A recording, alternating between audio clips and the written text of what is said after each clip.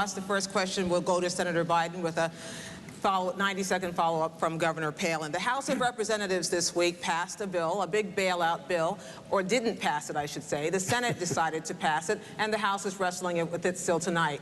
As America watches these things happen on Capitol Hill, Senator Biden, was this the worst of Washington or the best of Washington that we saw play out? Well, let me begin by thanking you, Gwen, for hosting this. And Governor, it's a pleasure to meet you, and it's a pleasure to be with you.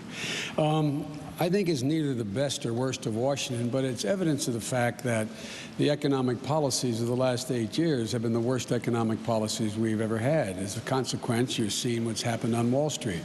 If you need any more proof positive of how bad the economic theories have been, this excess of deregulation, the failure to oversee what was going on, letting Wall Street run wild, I don't think you needed any more evidence than what you've seen now.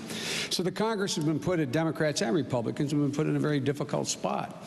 But Barack Obama laid out 4 basic criteria for any kind of rescue plan here.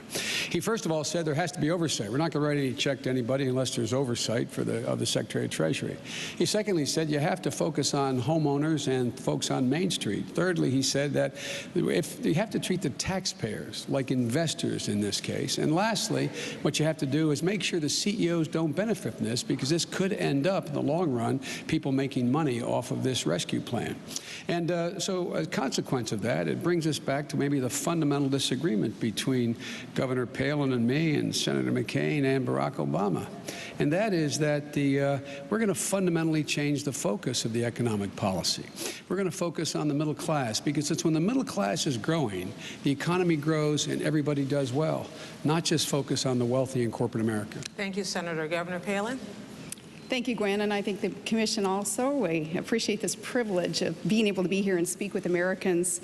You know, I think a good barometer here as we try to figure out, has this been a good time or a bad time in America's economy, is go to a kid's soccer game on Saturday and turn to any parent there on the sideline and ask them, how are you feeling about the economy? And I'll bet you're going to hear some fear in that parent's voice. Fear regarding the few investments that some of us have in the stock market. Did we just take a major hit with those investments? Fear about how are we going to afford to send our kids to college? A fear as small business owners, perhaps how we're going to borrow any money to increase inventory or hire more people.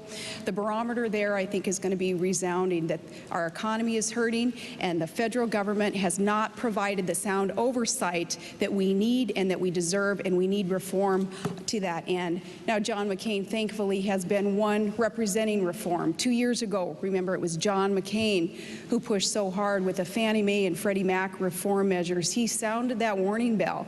People in the Senate with him, his colleagues, didn't want to listen to him and wouldn't go towards that reform that was needed then.